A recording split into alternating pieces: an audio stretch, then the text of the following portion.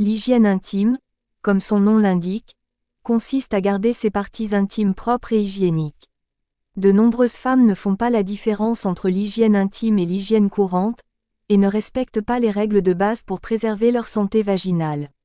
Bonjour à tous et bienvenue sur la chaîne Désir Bébé, qui se concentre sur la fertilité et la santé des femmes. Aujourd'hui, je vous retrouve avec une nouvelle vidéo sur l'hygiène intime.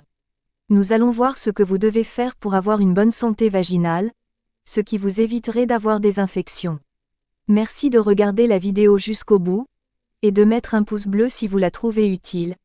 Ça nous aide à aider plus de personnes. Par ailleurs, je remercie tous les nouveaux abonnés, en vous souhaitant la bienvenue sur notre chaîne.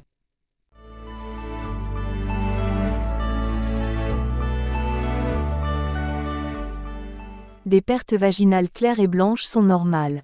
Certaines glandes du col de l'utérus produisent un lubrifiant naturel qui se déplace dans le vagin, l'aidant à rester humide et sain.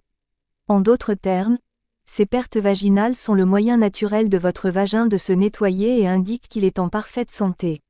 Toutefois, si les pertes sont malodorantes, d'une couleur différente, jaune ou verte, et qu'elles provoquent des démangeaisons et des douleurs, il y a de fortes chances qu'il s'agisse d'une infection. Consultez immédiatement un gynécologue, si les pertes sont malodorantes, si elles provoquent des démangeaisons ou si elles sont tachées de sang. Le pH du vagin est plus acide que celui du reste du corps.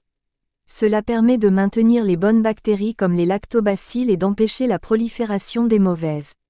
Vous devez adopter de bonnes pratiques d'hygiène intime pour ne pas perturber l'équilibre du pH vaginal et éviter ainsi les infections vaginales telles que la vaginose bactérienne.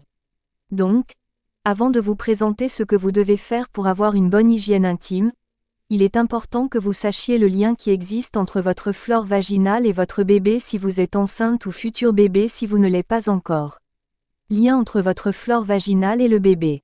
Durant la grossesse, dans le ventre de la maman, le fœtus est dans un milieu stérile, sans aucune bactérie. En venant au monde, lors de l'accouchement par voie basse, le bébé est en contact direct avec les sécrétions vaginales de sa maman, et donc des bactéries de celle-ci. Ce sont les toutes premières bactéries avec lesquelles le bébé est en contact, et qu'il va ingérer. Cela permet naturellement à la maman de transmettre son microbiote à son enfant. Ainsi, la composition microbienne intestinale du bébé est très proche de celle de la flore vaginale de sa maman. Il est donc indispensable de prendre soin de votre microbiote vaginal avant votre accouchement, pour permettre la transmission d'une flore la plus riche, diversifiée et la moins pathogène possible à votre bébé. Ces bactéries vont ensuite permettre au bébé de bénéficier d'un terrain favorable aux bactéries nécessaires à son immunité et son métabolisme, et défavorable aux bactéries pathogènes. Maintenant que cela est dit, voici ce que vous devez faire pour garder votre vagin sain et hygiénique. 1. Utilisez un produit de toilette intime de bonne qualité. Lorsqu'il s'agit de maintenir l'hygiène, la peau de votre zone intime nécessite des soins particuliers et délicats. Se laver avec des savons ou gels ordinaires peut entraîner un déséquilibre des niveaux de pH, ce qui peut provoquer des problèmes tels que des démangeaisons, des odeurs et des infections. Si vous souffrez déjà d'une infection, le lavage avec des savons peut aggraver le problème. Utilisez un nettoyant intime de haute qualité, testé sous contrôle dermatologique et gynécologique, qui est également hypoallergénique.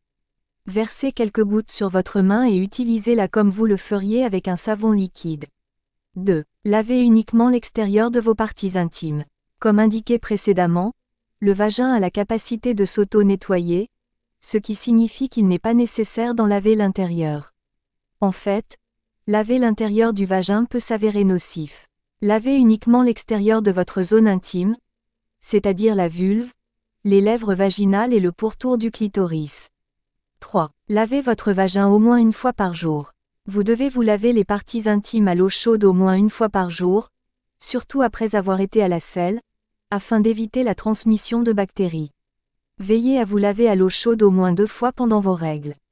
4. Ne vaporisez pas d'eau directement dans le vagin. Vaporiser de l'eau directement sur le vagin peut entraîner la pénétration de bactéries. Lavez-le doucement et laissez l'eau s'écouler par le haut. 5. Pas d'éponge ni de gants. La peau de vos parties intimes est très délicate.